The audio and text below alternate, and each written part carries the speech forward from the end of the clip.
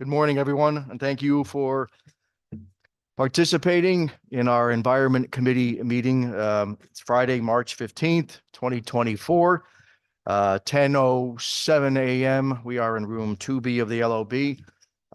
House Environment Committee Chair Joe Gresco. We are going to repeat our process from last Friday to allow all committee members the ability to record their votes on bills before us. If necessary, later. During the public hearing following this meeting, we'll have a recess to allow members to vote. We will be holding the votes open until 4 this afternoon for those who have other meetings and personal events to cast their vote virtually. Obviously, if you're here, you can find our clerk. And then following that break later, the committee meeting will conclude. Again, in person, you can find our clerk to cast your votes. Any comments from my co-chairs? Senator Lopes. I'll cede my time to Representative Callahan, considering the holiday. Wow. I feel privileged. You know, coming in this morning, I was going to feel out the room. It's the Friday before St. Patrick's Day. So time for a quick story. You know, years ago, traveling to Ireland, my wife and I was going with my cousins the first time. We get through customs at Shannon Airport, first Callahan passport, the second, the third. Gets to me, stamps it, and he said, "Are you fellas here to settle a score?" Then we make it up to a pub up by the Cliffs of Moher, and it had been raining the first couple of days. And I said to the bartender, "How long has it been raining?" And he hardly even lifted his head. He said, 2 years. Have a good meeting, everyone, and happy St. Patrick's Day. Good one. Senator Harding. You got 2 Irish Catholic ranking members, so good luck on St. Representative Baum. Senator Hokuto. I do not see her in the room either virtually. Again, it's a busy day. We have members attending multiple meetings.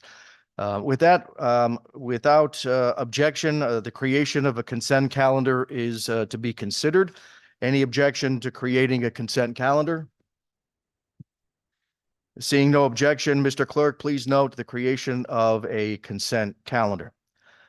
Without objection, I'd like to place items number 3, 4, 5, 6, and 9 on the consent calendar. Any objection to placing items number 3, 4, 5, 6, and 9 on the consent calendar? Seeing no objection, Mr. Clerk, please record these numbers that have been put on the consent calendar without objection. Now we'll hit our bills under Roman numeral 3. Our first bill is SB 11, an act concerning coordinating Connecticut resiliency planning and broadening municipal options for climate resilience. It's a JFS to the floor. I will entertain a motion for approval. Moved by Senator Lopes, seconded by Representative Baumgartner. Senator Lopes. Thank you. Long and complicated bill. I don't want to do too much of an introduction, but essentially allows municipalities the option to create taxing districts should they want to deal with climate resiliency, which in a nutshell is dealing with the potential impacts of bad weather that seems to be getting worse and worse over the last couple of years. Flooding, big storms, excessive heat, etc. It also goes into further detail in the bill on addressing code and zoning to also address the same resiliency issues. Some regional changes allowing municipalities to work in with the COGS to also address these same issues. It increases environmental justice communities into the OSWA, the Open Space and Watershed Land Acquisition programs. And also makes changes to the state on how DPHD Pura address the state water plan, once again addressing the potential impacts of bad weather on our water systems. And that's, in a nutshell, that's about it. Thank you, Senator. Any comments or questions concerning SB 11? Representative Callahan. Thank you, Representative Gresco.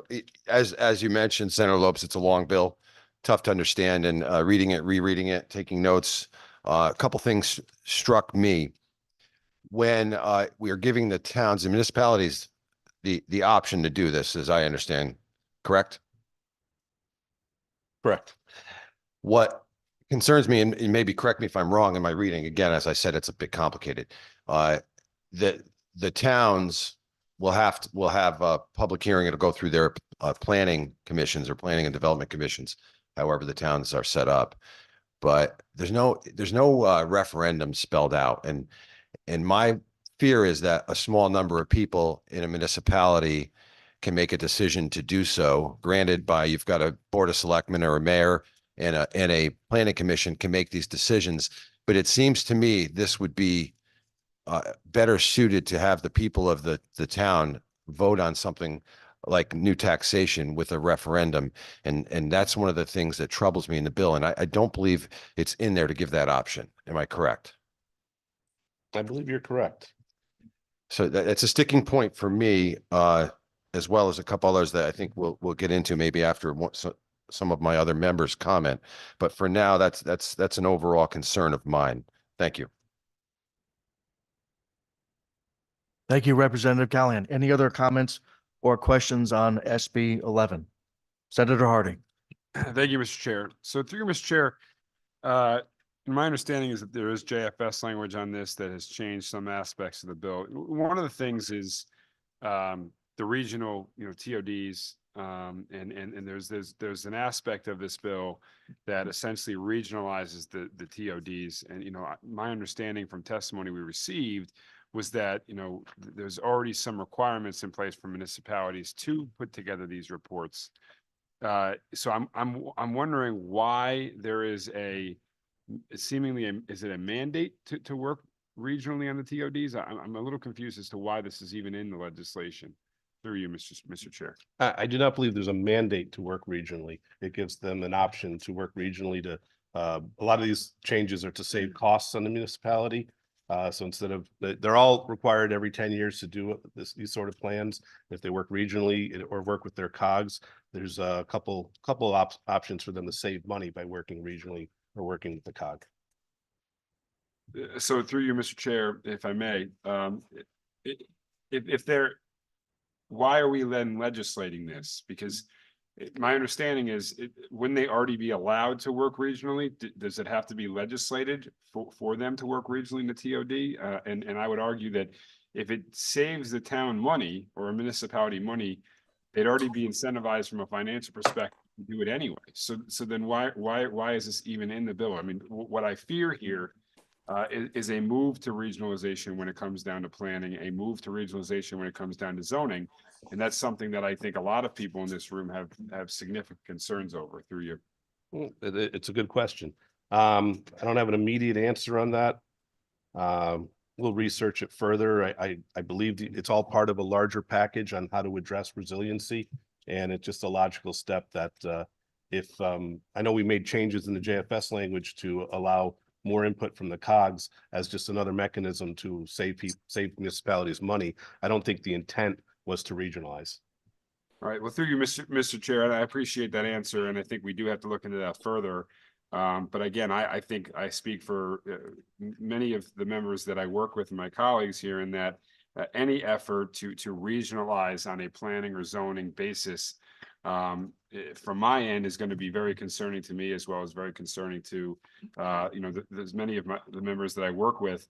As you know, local control on these development issues and these planning issues are critically important to many of the constituents that we represent.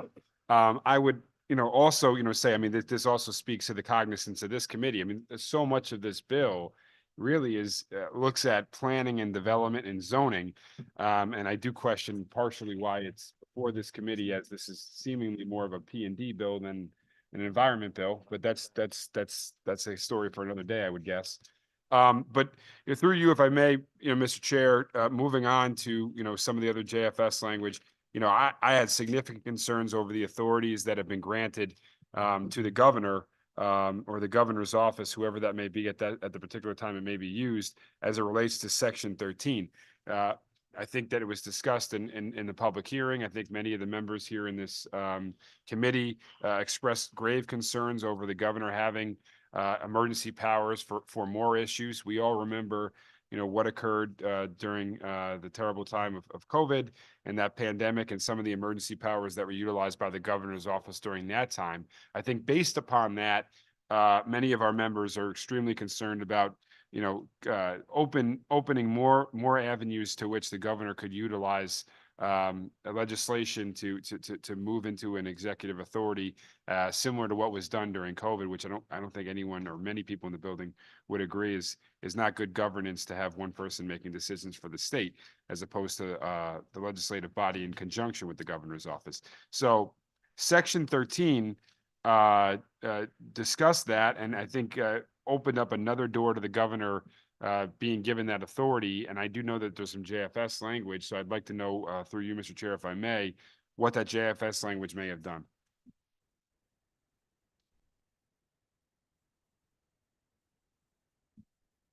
Thirsty, I shouldn't be drinking. You should not be drinking those. They're not good for you. I got 5 and 3-year-olds. So 10 cents. We did hear the public testimony and the concerns of colleagues across the aisle on that language. We did amend the language in the JFS, amended to refer not to emergency powers, but to civil preparedness programming. But in essence, it doesn't change much of existing statute, except for adding extreme heat to one of the possibilities of needing civil preparedness, because it was not specifically listed out. Should we have a situation where 5 days in a row of 110 degrees, that would now also be an aspect to civil preparedness, similar to a flood or a hurricane or other issues. It's not a major change. We did try to amend the language to address your concerns, and as I stated last night, if you feel there's another way to state that, I'd be open to that in the future. So I would question, through you, Mr. Chair, and I thank the good chair for his answer to that. I would ask what the difference would be between civil preparedness and what the previous language was in the statute. I mean, why is, and I would argue that I would assume that the governor would have any sort of authority to prepare the state properly if there was a weather emergency already. Wouldn't the governor already have that authority? If there was multiple days of extreme temperatures, wouldn't he already be able to prepare the state for any sort of weather emergency? I mean, it seems to me that I question why this language is in the bill, particularly considering what the language at least originally had said in the original bill, like granting more emergency powers to the governor. So I do question, the reasoning as to why this language needs to be in this bill, and what civil preparedness truly means as in comparison to emergency powers, through you, Mr. Chair. Thank you for the question.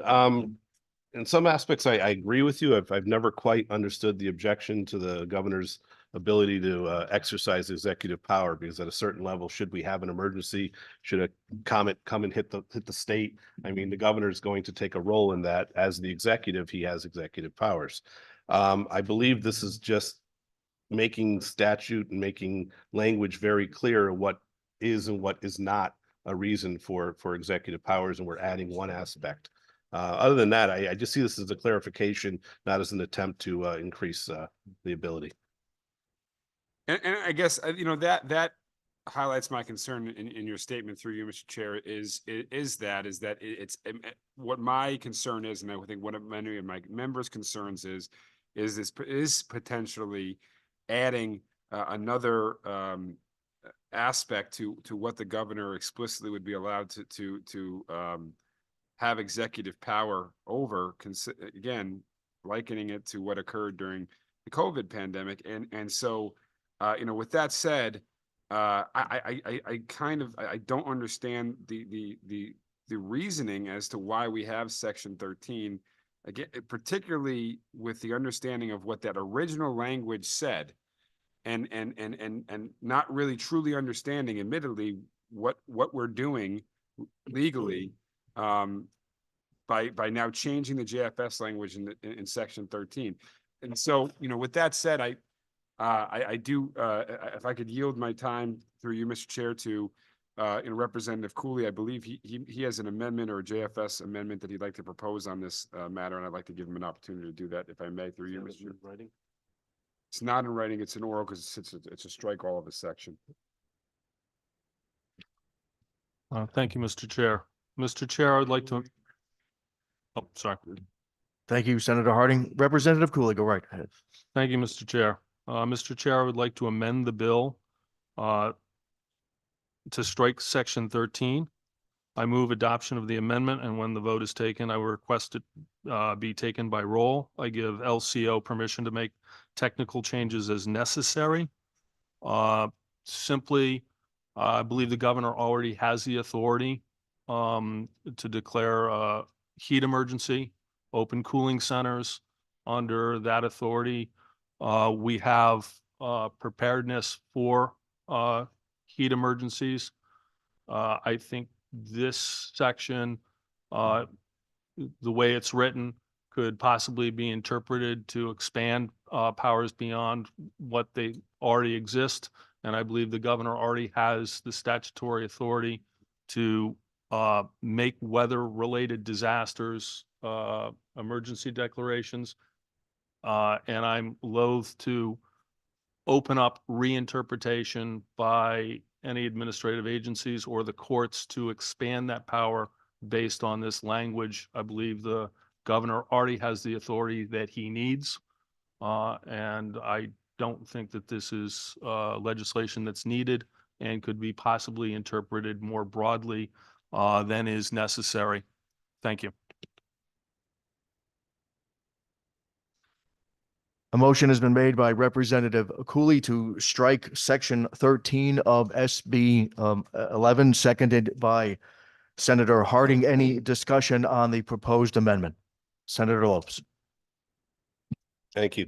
Going through my notes, part of the question earlier from Senator Harding, a difference between the executive authority of the governor versus civil preparedness.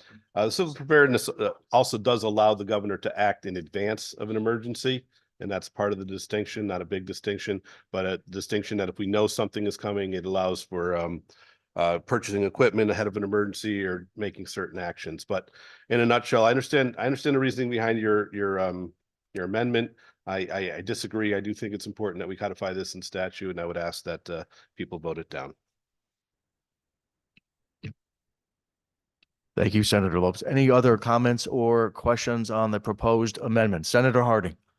Thank you, Mr. Chair. And I do support the amendment, and I support it because I believe that, as Representative Cooley had mentioned, this section is superfluous. I think that the governor certainly has authority to prepare for any sort of weather situation or extreme situation to place it in this particular bill, considering what the original language was, which essentially gave him executive powers originally.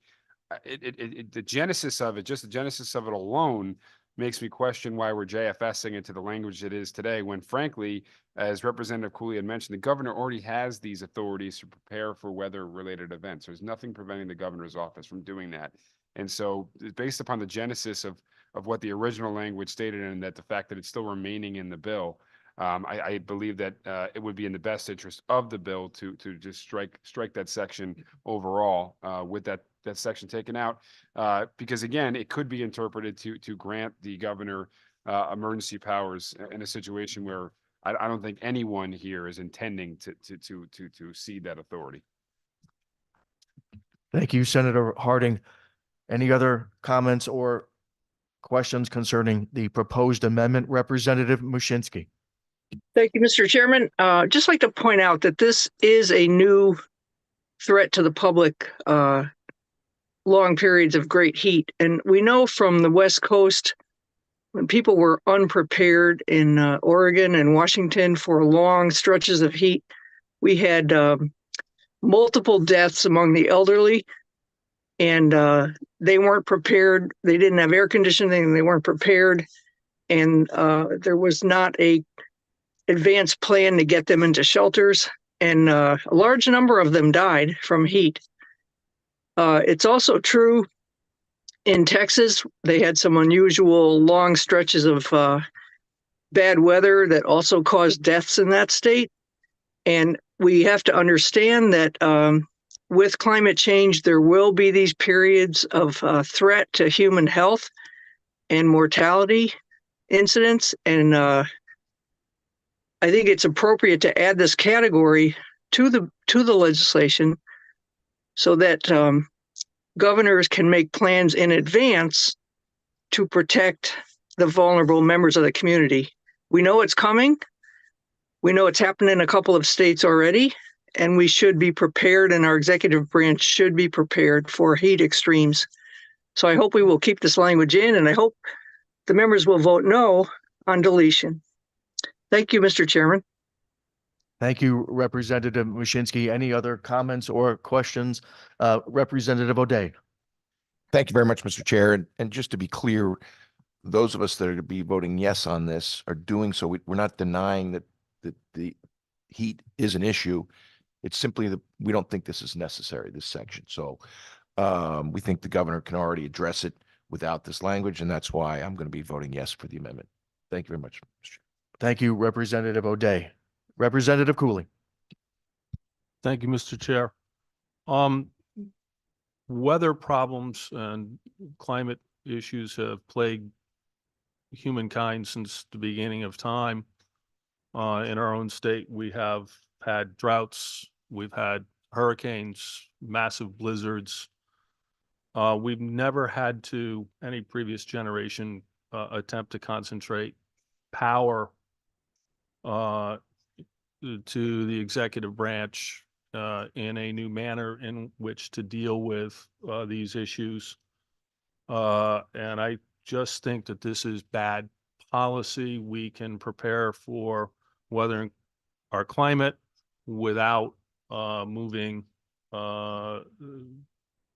such powers into the governor's hands that could be taken to essentially be viewed as perpetual, given the genesis. And Oregon's had weather-related issues throughout its history. Texas has had it. All we have to do is go back and read the diaries and the histories. And the only change here is we seem to be wanting to perpetuate a possible concentration of power into a single authority, which I think today, being it's the Ides of March, could be a concern. Anytime we concentrate too much authority in one area, usually the results are bad, not necessarily immediately, but down the road. I believe the governor already has the authority to deal with these weather issues. And I don't think that we should be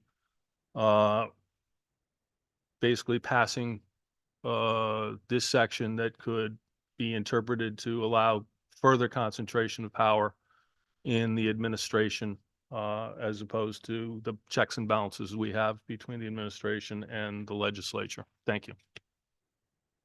Thank you, Representative Cooley. Any other comments or questions? Representative Palm. Thank you, Mr. Chair.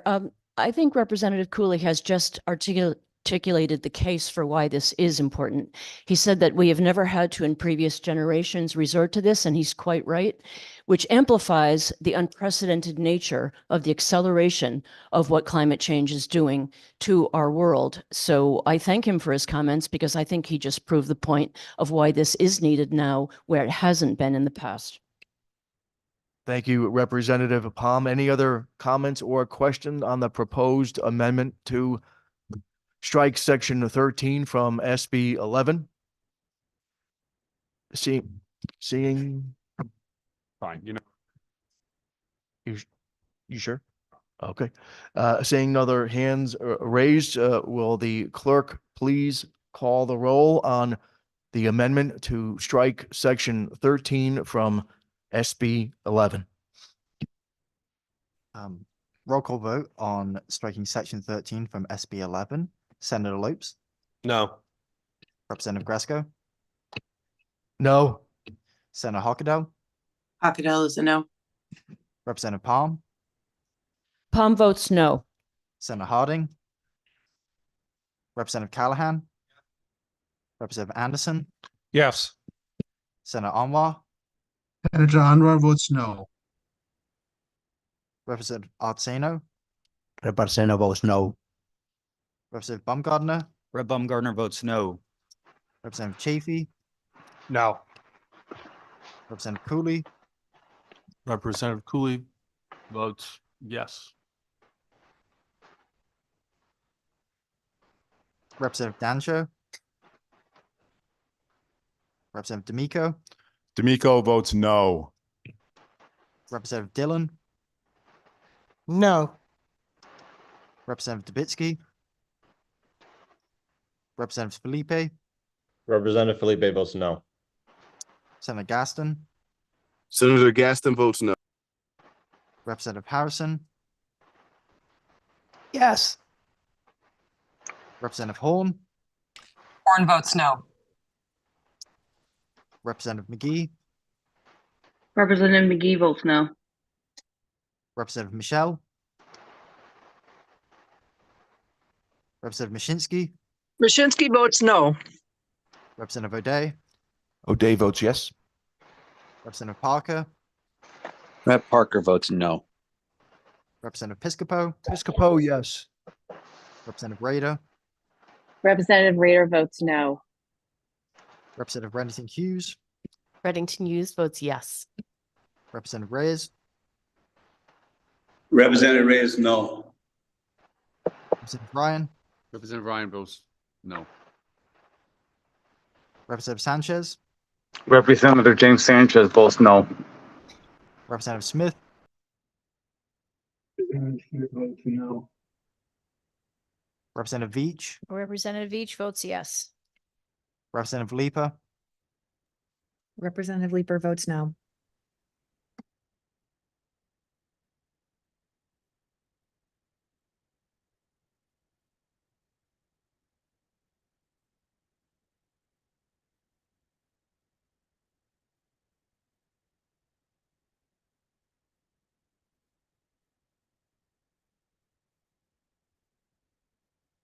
with 31 voting, 9 yay, 22 nay.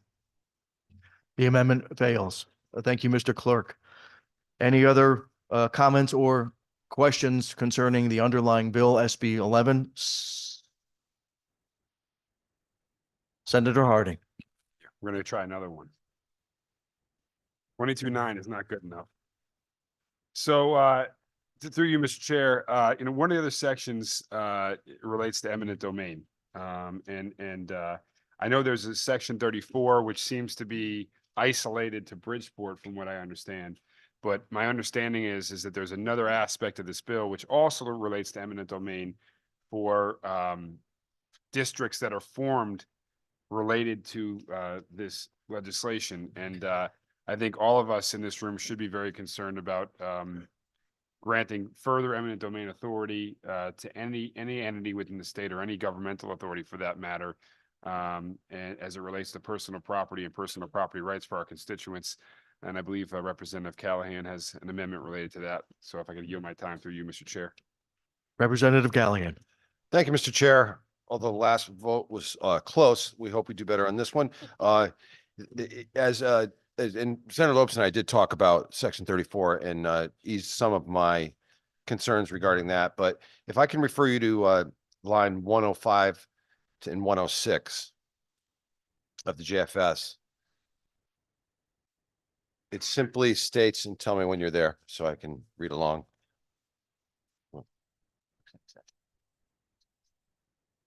The clerk is in possession with the language if the clerk would like to send it out.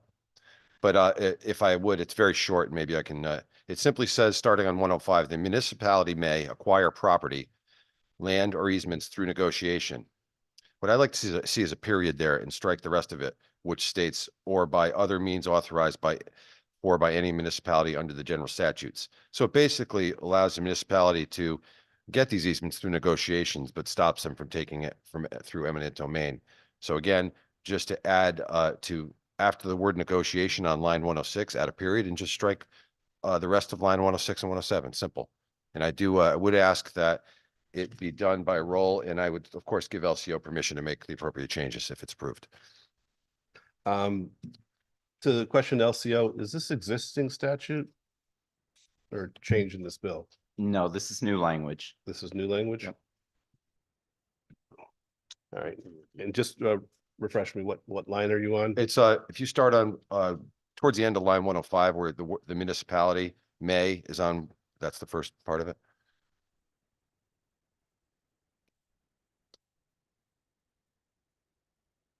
Just to after the word negotiation on line 106 to add a period and just get the rest, get rid of the rest of line 106 and 107, which seems to give eminent domain by other means.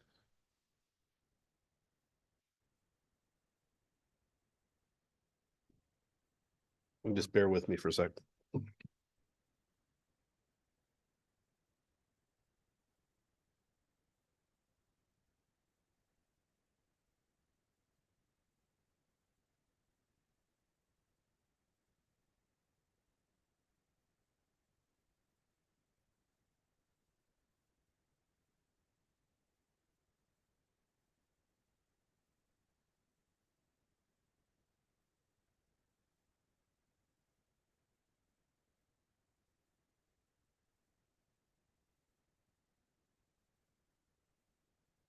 Representative Callahan, it is my understanding that this language already exists in the TIF statute, which I have as section 7-339 DD. So I'm under the impression that this may already exist. If I may, Mr. Chair, I'm under the impression it doesn't exist. So Yeah. we're kind of at a kind of an impasse. I mean, I am trying to. I hate to disagree with you, listen, my good friend, but I think at this point this is as we've mentioned a pretty long and complicated bill. One moment, please.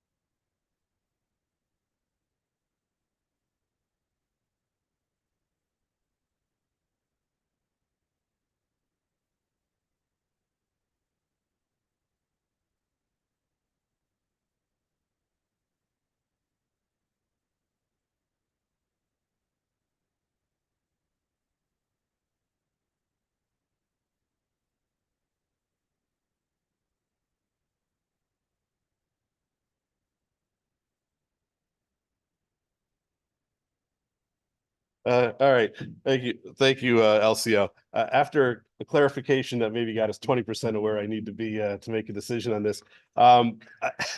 It, my concern is all 60 pages of this bill is an intertwined mess that works together in one package. I'm hearing you. I want to vote down this amendment, but with the understanding that with further study, if it is a problem and it does do what you say, I would be happy to work on removing this down the road. But at this point, I'm just worried about pulling something out that then disrupts something else that I have to pop back in. But go ahead, Senator Hardy. So through you, Mr. Chair, and I appreciate that, but the problem is it comes down to what policy we're passing here. And I think if we understand our good LCO attorney correctly, it's been confirmed to us that what this vote is on this particular amendment is whether or not you support a policy that basically gives a municipality further eminent domain authority on private property rights to create one of these districts. So if you vote against this amendment, strictly from a policy perspective, you're voting to give a municipality further eminent domain authority on your constituents' private property rights to create one of these districts. So I understand that it's a work in progress. I understand there's some kinks in the bill that we have to work out, and it's a lengthy document, but from a public policy perspective, strictly related to this amendment, if you vote against the amendment, just to make it clear, you are voting to give your municipality further authority over your constituents' private property rights as it relates to eminent domain to create one of these districts. Senator Harding is correct. That is an aspect, but I'm going to go further and say, in creating these entities, the municipality creates these entities to create these districts. There are multiple public participation rounds. It has to go through your local. It has to go through a hearing, has to go through your local legislative body. And the example I'd like to use is, if you have a town on the coast that has a property that just continuously floods, and continuously gets rebuilt and floods, and rebuilt and floods. Other parts of this bill, in conjunction with this language, would allow a municipality to say, you can't rebuild there. Here's an alternative property that you can use, and create a mechanism for them to move that property so they're not continuously building in a section that is currently prone to floods, and in the future potentially worse. And I fully understand and respect the argument, but I just have to look into it more, because I think this section works in conjunction with that other section to make this entire bill work. Thank you, Senator. Any other comments or questions on the second amendment that has been proposed to SB 11? Senator Harding. Thank you, Mr. Chair. And I understand that, Senator. I just want to just to state once again, I think a lot of us in this committee believe that eminent domain rights are too expansive on our constituents' private property rights already. And we could be widely expanding it beyond what we even know right now on your private property rights for your constituents. So if you want to take a no vote on the amendment to take this out, that's your obviously choice. But again, we are expanding eminent domain rights beyond what we could even understand right now. Admittedly, we don't even understand how expansive this could be potentially for a municipality. So I think just on that alone, I think, to represent our constituency, I don't think we can take any vote except yes on this amendment. Thank you.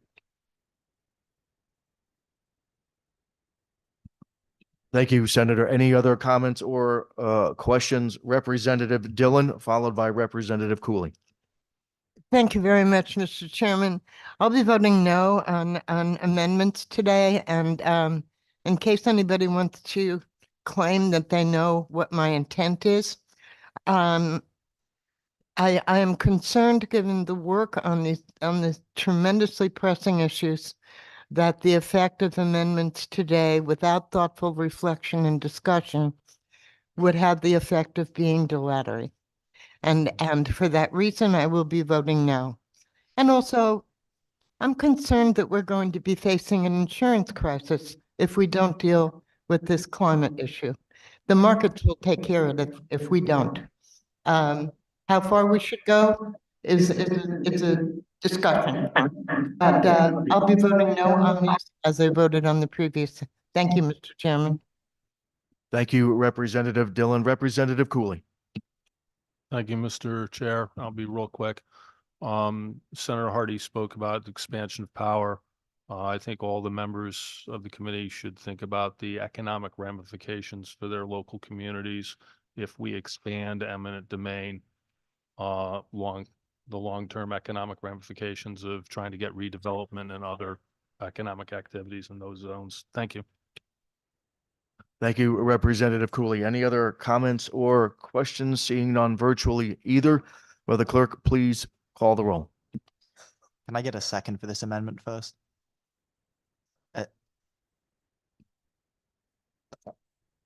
Thank you. Oh, sorry. Senator Harding seconded it. Yeah. I thought I said that. A second, not like a second. Roll call vote on amendment to amendment B to SB 11 to strike on line 106 after negotiation, insert a period, write the rest of the line, the language to the end of 107. Senator Lopes, No. Representative Gresco, No. Senator Hockendahl, Senator Hockendahl votes no. Representative Palm, Palm votes no. Senator Harding, Representative Callahan, Yes. Representative Anderson, Yes. Senator Anwar, Senator Anwar votes no. Representative Artseno, Representative votes no. Representative Baumgardner, No. Representative Chafee, No. Representative Cooley, Representative Cooley votes yes. Representative Dancho, Representative D'Amico, D'Amico votes no. Representative Dillon, Dillon votes no. Representative Dubitsky, Representative Felipe, Representative Felipe votes no. Senator Gaston, Senator Gaston votes no. Representative Harrison, Yes. Representative Horn, Horn votes no. Representative McGee, Representative McGee votes no. Representative Michelle, Representative Mashinsky, Mashinsky votes no. Representative O'Day, O'Day votes yes. Representative Parker, Representative Parker votes no. Representative Piscopo, Piscopo, yes. Representative Rader, Representative Rader votes no. Representative Reddington Hughes, Reddington Hughes votes yes. Representative Reyes,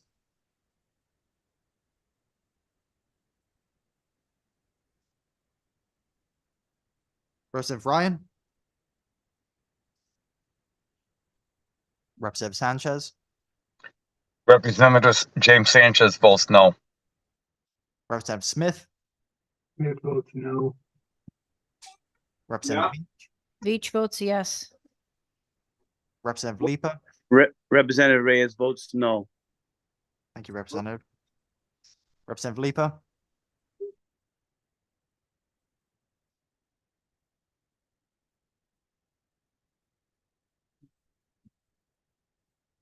When the clerk is ready, please announce the tally.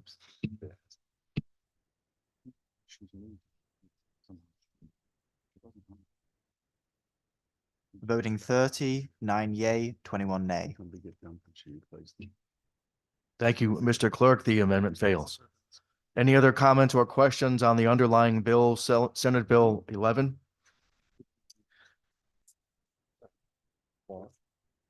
Senator Harding. Thank you, Mr. Chair. And I think we highlighted what our biggest concerns are. That doesn't even get into, I think, concerns we have with section 21 and 22 and what that's going to do to building development. I think that we've discussed this in the public hearing and the building code requirements. And, I think it's this counter approach that we're trying to get more development, particularly as it relates to residential housing. Yet we're putting more restrictions and requirements within our building code, which could potentially restrict building. There's a huge section which could cost a lot of money for developers. I mean, some would argue that in the long run, it's more efficient, it's going to save them money, but I would make the argument that if that's already happening, that you would see the private sector already investing in that technology if it's truly going to save money in the long run. But nevertheless, I mean, there was significant testimony against section 21 and 22, and that's understandable. And then with the amendments that unfortunately were rejected, related to further executive powers or potentially executive powers being granted to the governor, when we would argue that the authority is already given to the governor in that regard to do the things that allegedly the statute or the legislation is trying to promote, as well as the expansion of eminent domain, which we've already expressed our concerns on that as it relates to the amendment that was proposed. I will be voting no. I certainly urge my colleagues to do the same based upon those reasons. Thank you, Senator Harding. Any other comments or questions? Seeing none, will the clerk please call the roll on SB 11? Roll call vote on SB 11. This is JFS to the floor with LCO 3077. Senator Lopes, Yes. Representative Gresco, Yes. Senator Hockendahl, Hockendahl votes yes. Representative Palm, Palm votes yes. Senator Harding, Representative Callahan, No. Representative Anderson, No. Senator Anwar, Representative Artino, Representative votes yes. Representative Baumgardner, Representative Chafee. Senator Anwar votes yes. I'm sorry I missed it. Thanks, Senator. Representative Cooley, Representative Cooley votes no. Representative Dancho, Representative D'Amico, D'Amico votes yes. Representative Dillon,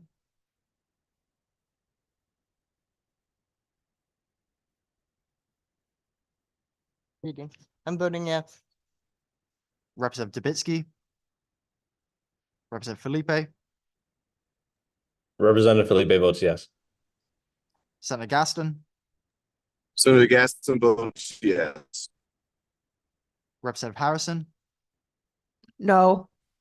Representative Horn, Rep. Horn votes yes. Representative McGee, Rep. McGee, yes. Representative Michelle, Representative Mashinsky, Mashinsky votes yes. Representative O'Day,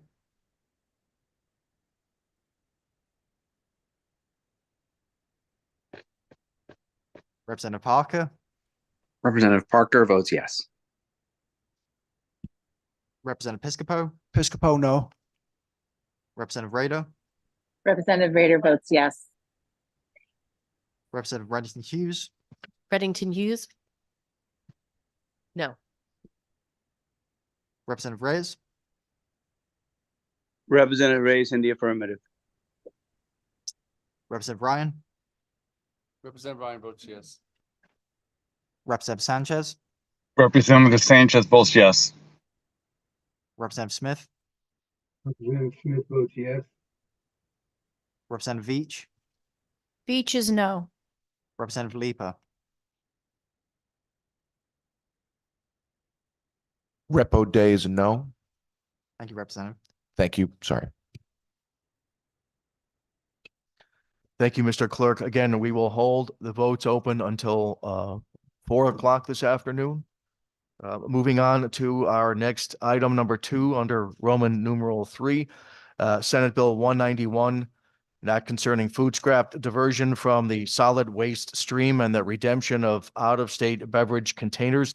It's a straight JF to the floor. I'll entertain a motion. Moved by Senator Lopes, seconded by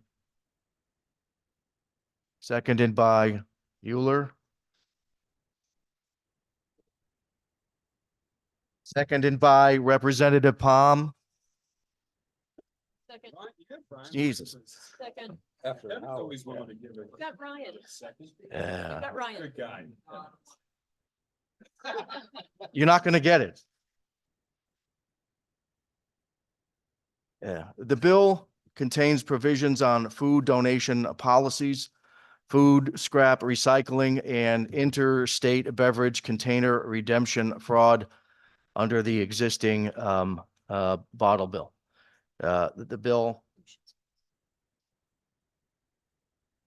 bill requires large source separated organic material producers to adopt written food donation policies, requires DEEP to amend its regulations on designated recyclables by the 1st of July of 2025 to include residential food scraps, and requires towns to have programs for separating residential food scraps and other solid waste by 2028. And then second portion of the bill prohibits bringing an empty beverage container to get a refund if the individual knows that it was not sold within the state of Connecticut. Makes a violation of the above provision a violation of the Connecticut Unfair Trade Practices, and it also requires signage at all of the redemption centers. Any discussion or comments concerning Senate Bill 191? Senator Harding. Thank you, Mr. Chair. And I agree with some sections of this. I think from my understanding in terms of section 1 and the reporting requirements or the plan requirements, and if you speaking with the industry is generally doing this already, crafting policy as it relates to food donation. I think that's a positive thing. I think that when it comes down to addressing our food waste, particularly when it comes down to our grocers or our large producers of food waste, we ultimately want to make sure that there is a aspect of what they're doing to get food in the hands that unfortunately may need it. And so that's I'm not against that aspect of the policy at all. I don't think the industry seems reluctant to it either. But one particular aspect of this bill that I do have significant concerns about is in section 2, which essentially would, from my understanding, place organics and food scraps in the definition of recyclables as it relates to curbside pickup and waste. So how I read that and how I understand that is by 2028, DEEP is going to be requiring our constituents to separate their food scraps from their regular waste and placing that mandate on our neighbors. So I understand that we may be trying to move in that direction. I know that we've moved in that direction as it relates to large food producers, but this is going to be coming to every household and home in the state of Connecticut with the passage of this legislation mandating that our constituents separate their food scraps in their waste pickup by 2028. I think it's an accelerated plan in which we really don't have a plan to lay that out. I support pilot programs. I think many of my colleagues support pilot programs. And from my understanding, some of these pilot programs that have been rolled out have had challenges. So to mandate it on all of our neighbors by 2028, when we have had some pilot programs run that haven't been successful or have had significant challenges, I don't think is mindful policy here. And I do believe that if I could yield to my good colleague, Representative O'Day, there's an amendment as it relates to that aspect of the bill. For you, Mr. Chair. Thank you, Senator Harding. If you would mind waiting for a moment, Representative Mushinski had a comment. Yeah, thank you, Mr. Chairman. We have a couple of major problems going on. We are shipping 860,000 tons of waste to Ohio right now. We have some aging waste to energy plants that are still serving the remainder. And the more we can take out of the waste stream, it does not have to go to Ohio, the better it is for our taxpayers. This will only increase in cost as time goes by. What I learned when I worked on the solid waste plan in the 1980s is that you have to establish a potential market for the recyclers to come up with a solution for you. If they know that compostables will be separated out ahead of time, they will help the state create a solution. If it's up in the air and a big question mark, they will not. So you really need to send the signal to them that we will be separating out food recyclables, and then the market will respond. There is enough time between now and 2028 for the market to come up with a solution for us. I really don't think we should be shipping materials that are full of water to Ohio. That's insane. So Section 1, I completely support. Section 2, Mr. Chairman, I wanted to ask you, did we once again extend the timetable for the labels on the bottles that do not include the words 10 cents. Did we extend that again? Different Section bill. 2? It's a Different different, bill, it's in a different bill. Okay, I just want to make sure it's not in here. Okay, so fully supportive. I think we have to be prepared. We're already sending waste out of state far away. And the more we do that, the more expensive it gets for our taxpayers. So I hope we will be responsible and promote markets for this material. And Section 1 is a great start. So thank you, Mr. Chairman. Thank you, Representative Mushinski. Representative O'Day. Thank you very much, Mr. Chair, and to my good colleague from Wallingford. I very much appreciate the scarf celebrating St. Patrick's Day there. And I agree with my colleague from Wallingford about Section 1 and many parts of this bill. A question to the chair, if I may. The Connecticut General Statute, Section 22A-241, Section C, currently states in the second sentence, the advisory council may study any issue related to recycling, including composting and packaging. Did the advisory council provide a report of any kind on composting, Mr. Chair? If so, I'm not aware of it. As I understand it too, the pilot programs have had problems. Is that the good chair's understanding on that are currently in effect? The current pilot program has yielded about 20 to 25 municipalities that have participated. Some have discontinued participating in the pilot. Others have continued to progress through removing food scraps from the municipal solid waste stream. Middletown comes to mind immediately. So as we have now 4 years, if this goes through, to continue to work out the kinks and to establish a necessary infrastructure for food waste diversion, I feel this is the next logical step. Thank you, Mr. Chair. My understanding is all the pilot programs but one have essentially failed, but and not having seen any reports on it, I just believe we shouldn't mandate this on municipalities, particularly at this point. So my oral motion is simply to remove Section 2 because I do like the rest of the bill. So I would ask that my colleagues support me in voting out, deleting Section 2. And I would ask that when the vote's taken, it be taken by roll. Thank you, Mr. Chair. Second.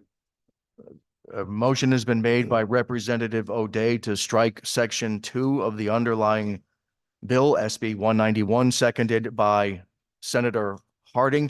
Any comments or questions concerning the proposed amendment? Representative Callahan. Just a quick one. Thank you, Mr. Chair. Just to remind the committee that we also dealt with a bill on rodenticides recently. If we're going to have a mandate instead of just a pilot, maybe perhaps some of the cities and municipalities who aren't ready for this, I certainly don't want to create a pest problem that perhaps we can't solve. So I think removing what the good Representative O'Day has proposed is a smart amendment, and I do support it. Thank you. Thank you, Representative Callahan. Any other comments or questions on the proposed amendment? Representative Cooley. Thank you, Mr. Chair. I'll be supporting this amendment. Connecticut, even though it's a small state, is a very diverse state. We have urban, suburban, rural communities. We have abundant wildlife, different varieties of wildlife. I support this amendment because I think this is a problem that could be dealt with on a local level much better than at a state level, in which we're coming up with a blanket policy. I think given the different population densities, rural versus urban versus suburban, and different wildlife, for example, bears in Western Connecticut, but really none in Eastern Connecticut, having a statewide mandate will probably create more problems than it will solve. Thank you. Thank you, Representative Cooley. Representative Dillon. Thank you. I'm going to be opposing this. I suppose as lovers of freedom, nobody likes to be told what to do. I don't like to explain to my constituents why they should be paying to ship coffee grinds out of state, however. And so it seems to me common sense that we wouldn't be filling our landfills with, or burning, frankly, some of the organic material that can be used more productively. So I'll be opposing the amendment. Thank you, Representative Dillon. Senator Harding. I do, again, just want to support this amendment. And again, it comes down to a lack of a plan here of how we're going to implement this by 2028. Something similar to something Deep has been promoting, maybe a ban. Got a plan? Thank you. Thank you, Senator. Any other comments or questions? Representative Dubitsky. Thank you, Mr. Chairman. Like a lot of things that we do up here, this requirement may sound good in theory, but in practice, can you imagine how it would be if right now you've got your garbage bin and you've got your blue bin for your recycles. Now you're going to have a third bin in your house. If the towns create these food scrap recycling programs, everybody's going to have to separate them. So now you've got a bin that has organic material. That means rotten chicken. That means the old spaghetti. That means all kinds of nasty stuff that fell on the floor or that comes out of the back of the refrigerator. So now you've got this bin in your kitchen with all this stinky stuff.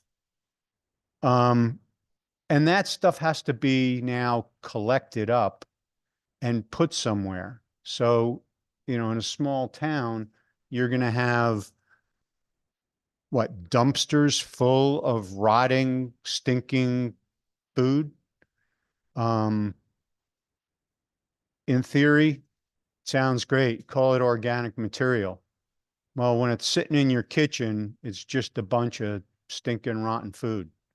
It's going to be very difficult, inconvenient, and I'm guessing most people aren't going to comply with it anyway. So I would agree with cutting Section 2. Thank you. Thank you, Representative Dubitsky. Any other comments or questions about the proposed amendment to SB 191? Representative D'Amico. Yes, just really quickly, Mr. Chair, thank you for the opportunity. Look, I've been on this committee a long time, along with several of the other members. We've been hearing for years about the problem of food waste in the municipal solid waste stream. By most estimates, it's about 30%. We talk about it every year in front of this committee. What are we going to do about it? What are we going to do about it? What are we going to do about it? Now we have an opportunity to actually do something about it, Mr. Chair. So I am 100% in favor of this, and I will be voting yes. Thank you, sir. Thank you, Representative D'Amico. Any other questions or comments concerning the proposed amendment? Seeing none, will the clerk call the roll on the amendment to Senate Bill 191 that strikes Section 2? Roll call vote on the amendment to strike Section 2 from Senate Bill 191. Senator Lopes? No. Representative Gresco? No. Senator Harkadel? Senator Harkadel votes no. Representative Palm? Palm votes no on the amendment. Senator Harding? Representative Callahan, Representative Anderson, Yes. Senator Anwar, Senator Anwar votes no. Representative Arceno, Representative votes no on the amendment. Representative Baumgardner, No. Representative Chafee, Representative Chafee votes no. Representative Cooley, Representative Cooley votes no. Representative Dancho, Representative D'Amico, D'Amico votes no on the amendment. Representative Dillon, No. Representative Dubitsky, Yes. Representative Felipe, Representative Felipe votes no. Senator Gaston, Senator Gaston votes no. Representative Harrison, Yes. Representative Horn, Horn votes no. Representative McGee, Rep. McGee votes no. Representative Michelle, Representative Mashinsky, No on the amendment. Representative O'Day, Yes. Representative Parker, Rep. Parker votes no. Representative Piscopo, Piscopo, yes. Representative Rader, Representative Rader votes no. Representative Reddington Hughes, Reddington Hughes votes yes. Representative Reyes, Representative Reyes votes no. Representative Ryan, Representative Ryan votes no on the amendment. Representative Sanchez, Representative Sanchez votes no on the amendment. Representative Smith, Smith votes no on the amendment. Representative Veach, Rep. Veach votes yes on the amendment. Representative Leaper, Representative Leeper votes no. what your vote? Gotcha.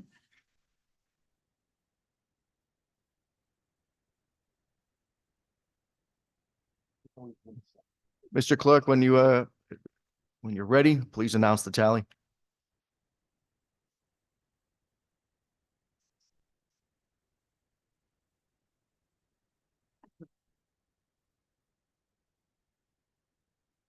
Voting 32, 10 yay, 22 nay. Thank you, Mr. Clerk. The amendment fails. Any other comments or questions concerning the underlying bill SB 191? Representative O'Day. I'm not going to ask for a recount, but I am going to vote no on the bill in the hopes that we can kind of work on that section 2. If we can't eliminate it, let's try and fix it somehow. Not sure how, but in any event, I'm going to vote no on the underlying bill as a result, but I do favor all the other sections. Thank you very much, Mr. Chair. Thank you, Representative O'Day. Any other comments or questions? Representative Cooley. Hopefully I'll vote the way I'm supposed to vote when I announce it, but I'm going to vote no on this because I do have serious problems with section 2, though I agree with the other sections in the bill. Hopefully that will get fixed. Thank you, Representative Cooley. Representative D'Amico. Thank you, Mr. Chair. Just to be clear, in my excitement over the fact that we're finally going to be doing something about food scrap diversion, I misspoke earlier. I intended to vote no on the amendment, and I did vote no on the amendment, and I will happily, excitedly vote yes on the actual bill. Thank you, sir. Thank you. Change that or no? Uh, That's great. There's some mailer fodder for there somewhere. Senator Harding. I'm good. I'm good. I think that Representative Cooley and O'Day mentioned, I think our position on this in that we understand the importance of addressing food waste. We support the large majority of this bill, just the aspect of the bill that would mandate our constituents separate the food scraps by 2028 is a part that I can't get to supporting that aspect. Thank you. Thank you, Senator. And I'm going to wrap it up by saying to Representative Mashinsky's point, we've heard from municipalities that have said to us that they have major concerns over what their tipping fees are now. That's only expected to continue to rise. This is a path toward diverting some of the organic waste out of the municipal solid waste stream. We have reports from entities such as HRRA that has 16 municipalities that are operating a successful food scrap diversion program. So I just think that this is the next step forward. So I will be voting yes. Will the clerk please call the roll? Roll call vote on Senate Bill 191. This is JF to the floor. Senator Lopes. Representative Gresco. Senator Hockenell. Hockenell votes yes. Representative Palm. Palm votes yes. Senator Harding. Representative Callahan. Nope. Representative Anderson. No. Senator Anwar. Senator Anwar votes yes. Representative Alseno. Representative votes yes. Representative Baumgartner. Yes. Representative Chafee. Representative Chafee votes yes. Representative Cooley. Representative Cooley votes no. Representative Dancho. Representative D'Amico. D'Amico votes yes. Representative Dillon. Representative Dubitsky. No. Representative Felipe. Representative Felipe votes yes. Senator Gaston. Senator Gaston votes yes. Representative Harrison. No. Representative Horn. Rep. Horn votes yes. Representative McGee. Rep. McGee, yes. Representative Michelle. Representative Mashinsky. Mashinsky votes yes. Representative O'Day. O'Day votes no. Representative Parker. Rep. Parker votes yes. Representative Piscopo. Piscopo, no. Representative Rader. Representative Rader votes yes. Representative Reddington Hughes. Representative Reddington Hughes votes no. Representative Reyes. Representative Reyes in the affirmative. Representative Ryan. Representative Ryan votes yes. Representative Sanchez. Representative Sanchez votes yes. Representative Smith. Smith votes yes. Representative Veach. Veach votes no. Representative Leaper. Leaper votes yes.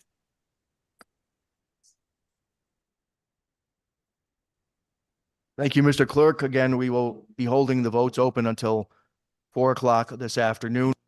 The next item that we'll be taking up under Roman numeral 3 is item number 7, House Bill 5226, an act establishing an extended producer responsibility program for consumer batteries. It would be a JFS to the floor. Can I get a motion to put this to the floor by Senator Lopes, seconded by Representative Arzeno. This bill seeks to create a EPR, Extended Product Responsibility Program, for batteries in our state. This idea was brought to us by the industry, and following our public hearing on the matter, industry representatives and our Department of Energy and Environmental Protection came up with this compromise language. Some notable changes from what the original language is exempting motor vehicle batteries, and we plan on continuing to work on this.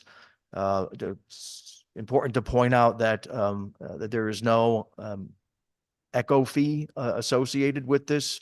That was by intent. In other words, there won't be an extra charge for a consumer for that purchases a battery for this EPR program.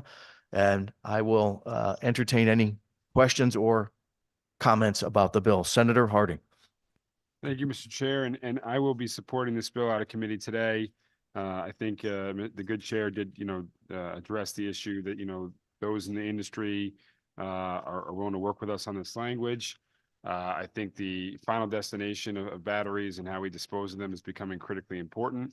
And I have long said, in opposition to a overall overarching consumer product responsibility program, that I think it is best done market by market by market, and I think we've seen success doing it by market and or by industry or product, and this is an example of that. So I look forward to moving this out of committee, continuing to work on any language that may need to be changed to make this a better product for the consumer and for the industry and the residents alike.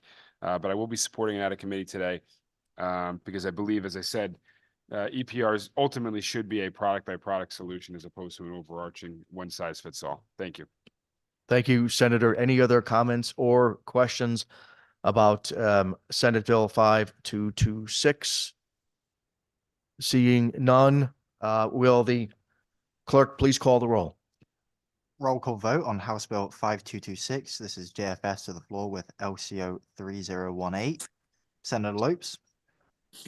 Representative Gresco. Yes. Senator Hockedal.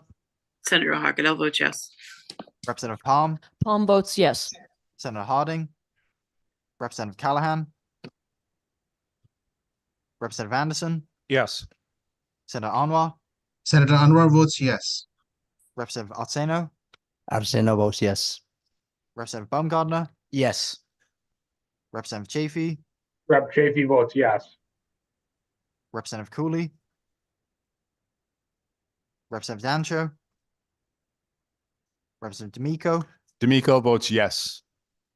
Representative Dillon. Representative Dubitsky. Yes. Representative Felipe. Senator Gaston. Senator Gaston votes yes. Representative Harrison. Representative Horn. Horn votes yes. Representative McGee. Rep. McGee votes yes. Representative Michelle. Representative Mashinsky. Rep. Mashinsky votes yes. Representative Cooley. Representative Cooley votes yes. Representative Harrison. Yes. Representative O'Day. O'Day, yes. Representative Parker. Representative Parker votes yes. Representative Piscopo. Piscopo, yes. Representative Rader. Representative Rader votes yes. Representative Reddington Hughes. Reddington Hughes votes yes. Representative Reyes. Representative Reyes in the affirmative. Representative Ryan. Representative Sanchez. Representative Sanchez votes yes. Representative Smith. Votes yes. Representative Veach. Rep Beach is yes. Representative Leaper. Representative Leaper votes yes. Mr. Clerk, you have Representative Felipe. His hand up. Representative Felipe. Representative Felipe votes yes. Thank you. Thank you, Mr. Clerk. Again, we are holding the votes open until 4 o'clock this afternoon to accommodate our members' schedules. The next item on the agenda is number 8 under Roman numeral 3, House Bill 5354, an act concerning terramation. This would be a JFS to the floor. I will entertain a motion. So moved. Moved by Representative Palm, seconded by Andre. Representative Arzeno.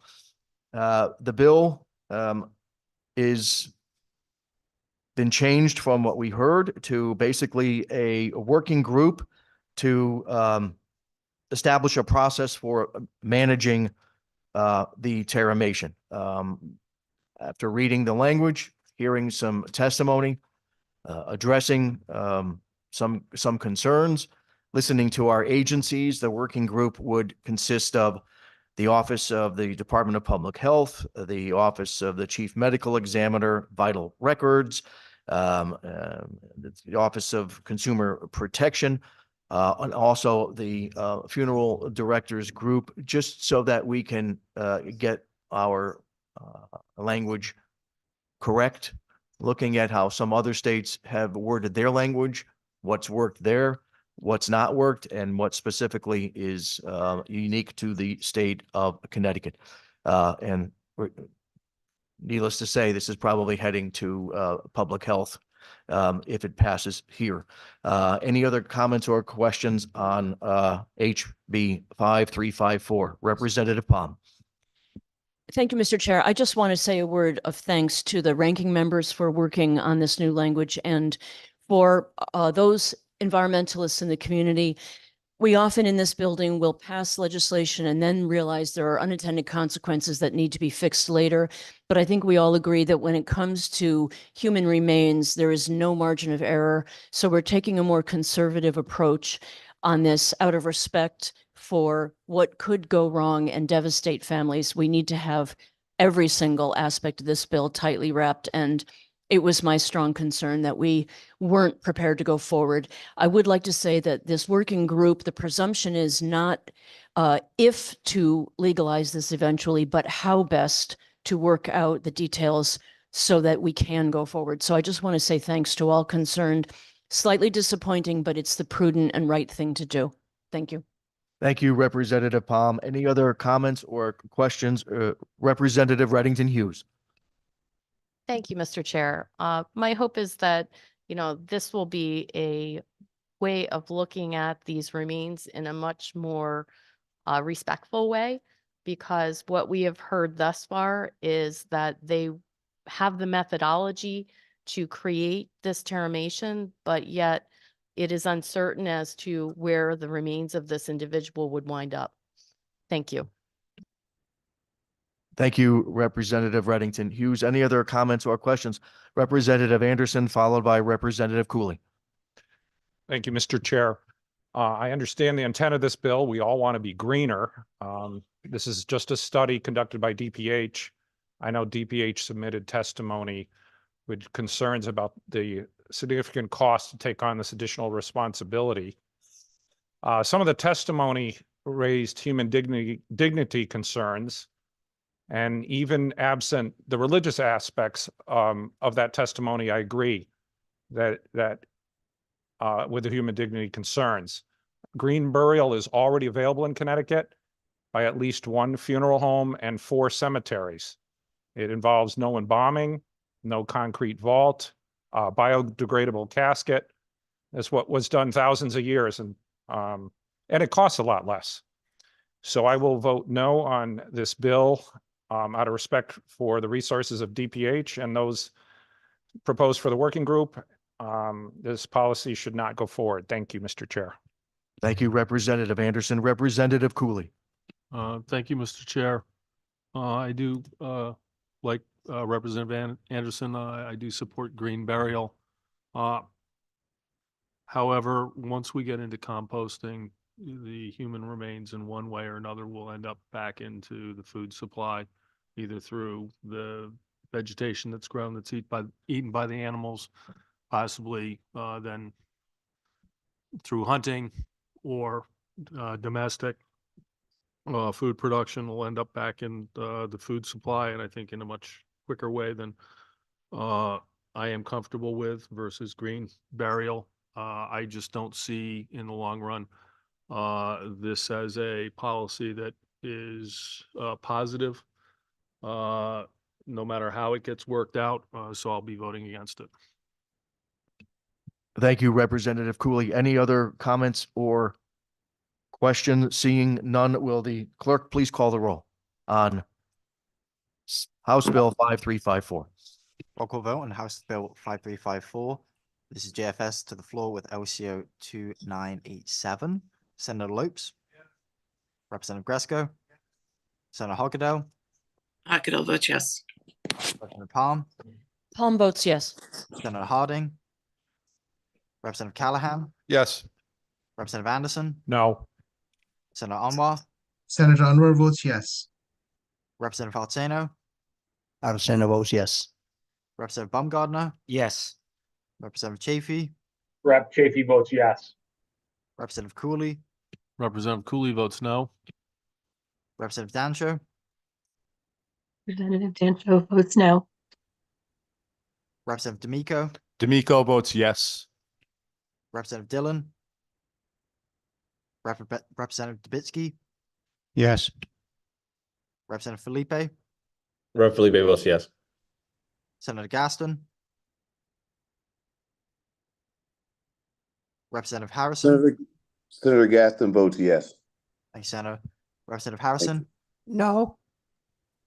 Representative Horn. Horn votes yes. Representative McGee. McGee votes no. Representative Michelle. Representative Mashinsky, Rep. Mashinsky votes yes. Representative O'Day, O'Day votes no. Representative Parker, Representative Parker votes yes. Representative Piscopo, Piscopo, no. Representative Rader, Representative Rader votes yes. Representative Reddington Hughes, Reddington Hughes votes no. Representative Reyes,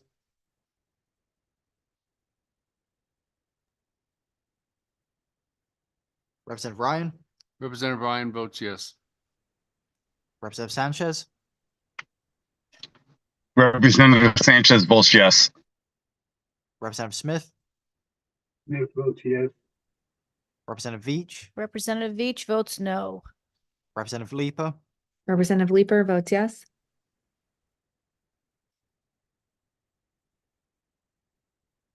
Thank you, Mr. Clerk. Again, we are holding the votes open until 4, and the next and last bill on our agenda is item number 10 under Roman numeral 3, Senate Bill 198, an act establishing local representation on the Connecticut Siting Council for local projects. It would be a straight JF to the floor. I'll entertain a motion. Moved by Representative Callahan, seconded by Senator Harding. The bill requires Siting Council's membership to include an elector from the municipality, either the chief elected official or an appointee, and that individual would be a non-voting member. Any comments or questions about the bill? Senator Harding. Thank you, Mr. Chair, and I do appreciate the committee bringing this bill forward. It passed out of committee last year. It passed both chambers pretty resounding majorities.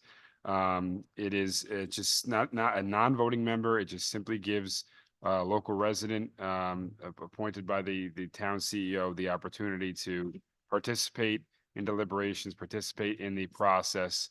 I think it's a small step towards making sure that a local voice is heard when it comes down to Siting Council decisions. And I think that's important to our environment, as it is important to the neighborhoods that we are fortunate to represent in this building. Thank you, Mr. Chair.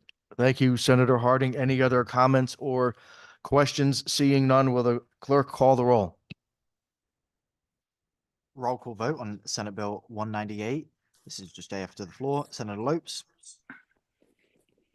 Representative Gresco, Senator Hockedale, Senator Hockedale votes yes. Representative Palm, Palm votes yes. Senator Harding, Yes. Representative Callahan, Yes. Representative Anderson, Yes. Senator Anwar, Yes. Representative Arteno, Rep. Arceno votes yes. Representative Baumgartner, Yes. Representative Chafee, Rep. Chafee votes no. Representative Cooley, Representative Cooley votes yes. Representative Dancho, Representative Dancho votes yes. Representative D'Amico, D'Amico votes no. Representative Dillon, Representative Dubitsky, Yes. Representative Felipe, Senator Gaston, Yes. Representative Harrison, Yes. Representative Horn, Yes. Representative McGee,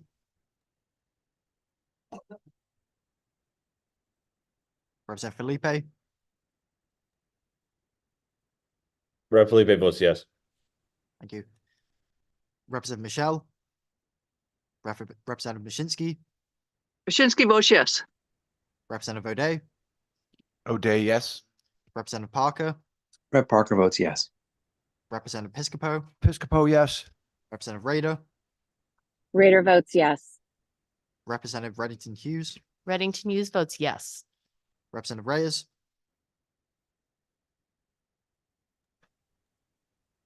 Rep McGee votes yes. Sorry about that. thank you, Representative.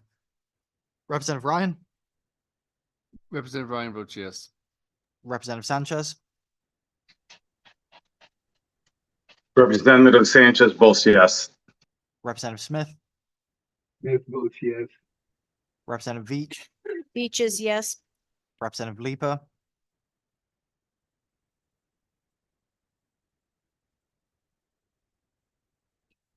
Thank you, Mr. Clerk. The next item of business is to vote on the consent calendar. Mr. Clerk, when you're ready, please call the roll on the consent calendar that includes items number 3, 4, 5, 6, and 9 under Roman numeral 3. Roll call vote on the consent calendar. This is Senate Bills 192, House Bill 5229, Senate Bill 290, House Bill 5355, and House Bill 5219. Senator Lopes. Representative Gresco. Senator Hockedale. Senator Hockedale votes yes. Representative Palm. Palm votes yes. Senator Harding. Yes. Representative Callahan. Yes. Representative Anderson. Yes. Senator Anwar. Yes. Representative Artseno. Yes. Representative Baumgardner. Yes. Representative Chafee. Rep. Chafee votes yes. Representative Cooley.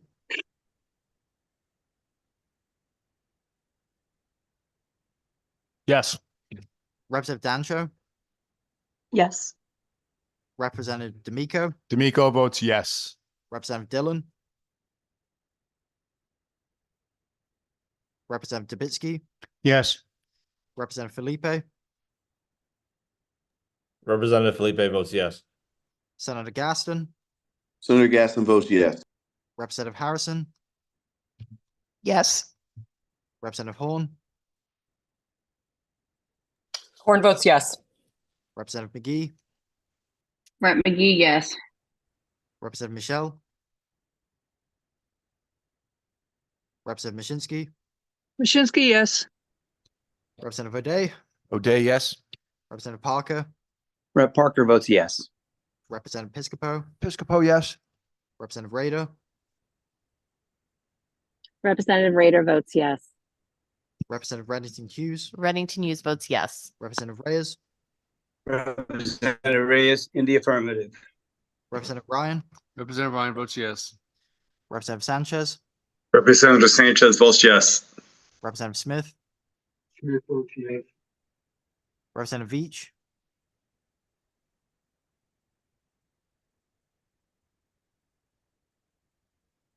Representative Veach. Rep. Veach is a yes. Representative Leaper.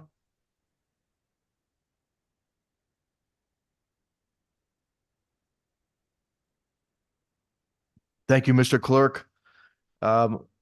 Roman numeral 4 on our agenda, announcement of a time and date of our next meeting. That would be Wednesday, March 20th at 10 a.m. Right here in room 2B. And we have a little bit of time between now and the beginning of our public hearings. So in lieu of recessing, I am going to keep the meeting open for the individuals virtually joining us who have not voted. That they can do that now with our committee clerk. The rest of us can go grab some lunch before we start.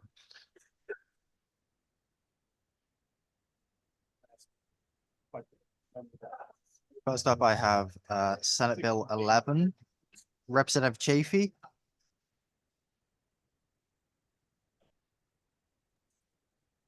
Sorry, one moment. That was 11. Sorry, I couldn't hear that. Could you say that again? You said Bill 11, Senate Bill 11. No. Thank you, everyone. The committee will stand at ease. Can't hear it. Can you hear me? Could it be quiet in the room, please? I'm trying to hear the votes. We're voting on Senate Bill 11, correct? This is, yeah, Senate Bill 11. Yeah. Yes. Rep. Chafee votes yes. Votes yes. Thank you. Anything else, or that was the only one I missed? I will get to the rest. I look for you. Okay, I'll just come over in the room shortly and meet with you. And then also for Senate Bill 11, Representative Dancho.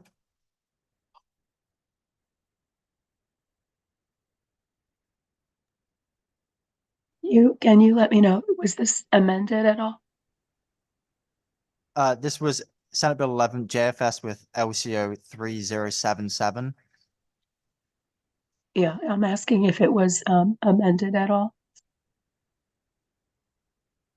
it wasn't amended. So, I'll be a no, please.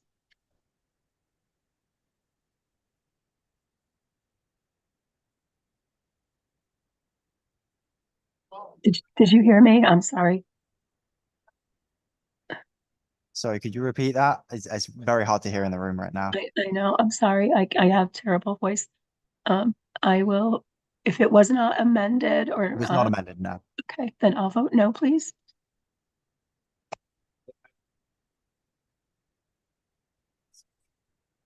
Yes. And I can't hear what they're saying because everyone's talking. Sorry. Did you hear me? Could I get a thumbs up or a thumbs down? I can't actually hear in the room right now. Thumbs up. Thanks No, so no, much. never mind. I changed. I meant Thumbs this. down. Okay, corrected. Sorry. Gotcha. Yes, and then Rep. Michelle, this is Senate Bill 11, and it was not amended. It was JFS with LCO 3077. We'll have to sit on Monday and just listen. Rep. Michelle, are you here?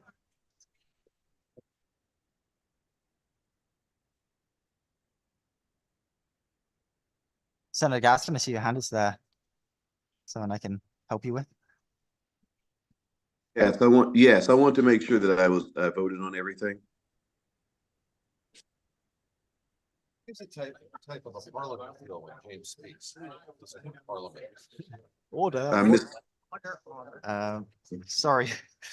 I need headphones. You got headphones? No, it's okay. I just wanted to make sure that I voted on everything. I can't was a hear few it. minutes late to the meeting. Everybody, can you go yell at everyone to be quiet? You can. So I can't hear. I'm trying to get their votes and I can't hear. Something with slam one of the Yeah. things on. Yeah.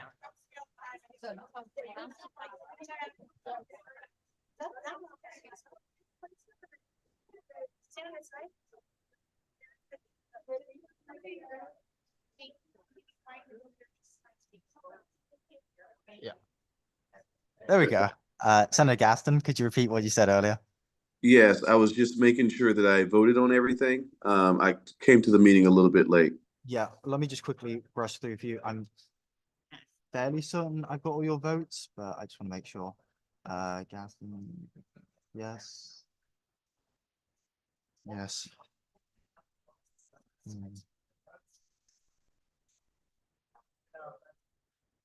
Yeah, Senator Gaston, I've got all your votes. Okay, thank you so much. You take care. Bye-bye. Okay, so, Rep. Michelle, are you here? If not, we will move on. Okay, next up, we've got the consent calendar. Representative Leaper, are you still here?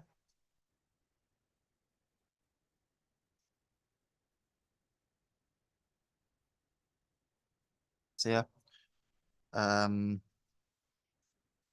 Representative Parker? See your hand? Hey, I think I might have missed votes earlier on. Yes, let's see. Thanks so much. Parker.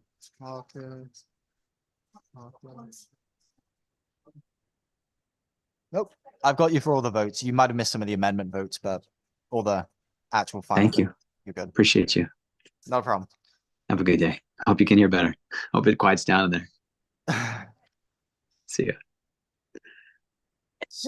Am I set with the rest of the voting? Gancho, for you, I still require House Bill 5226. It was a JFS with LCO 3018. It was about the EPR for batteries.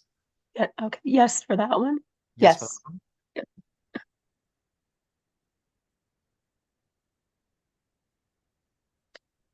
Did we do SB 191? We've also got Senate Bill 191, which was food scraps. That was just a straight JF. There was no amendments on that either. No amendments, no. I'm gonna vote no for now. No on that one. Thank you. Deciding council. And I think I did the I believe I've got all the rest of your votes then, Okay. Representative Hanchett. So we did the eelgrass. Do we do the eelgrass 5229? Go slam again. I can't hear anything. The next one is.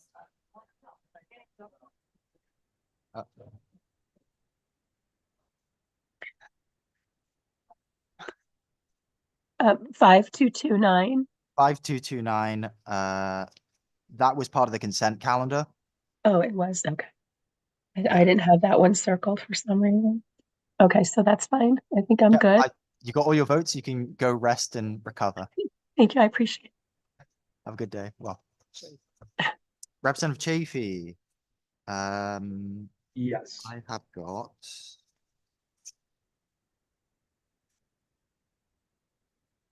All of your votes.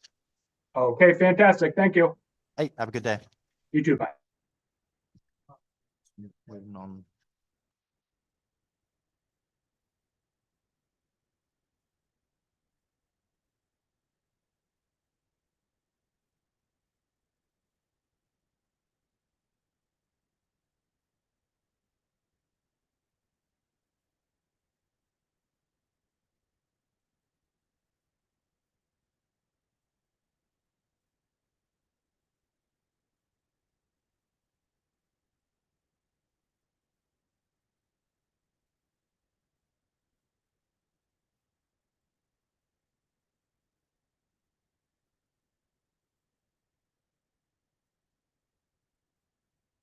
Representative Reyes, are you there?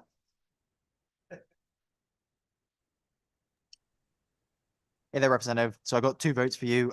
Senate Bill 198, which was the siding council. It was just a straight JF. That's an affirmative for me. Affirmative from you. Thank you. And House Bill 5354, an act concerning terramation. That was JFS with LCO 2987. And that's also affirmative. All right, then you are all good to go. I got the rest of your Thank- votes. Thank you, sir. Have a good day.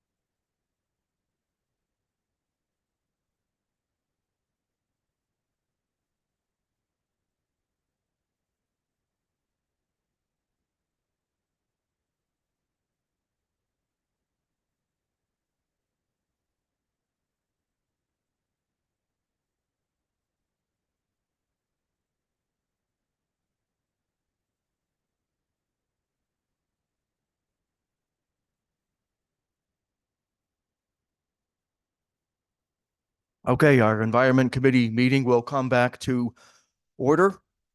And we will officially let everybody know that we're holding the votes open until 4 o'clock this afternoon. And we are in recess until then. Thank you.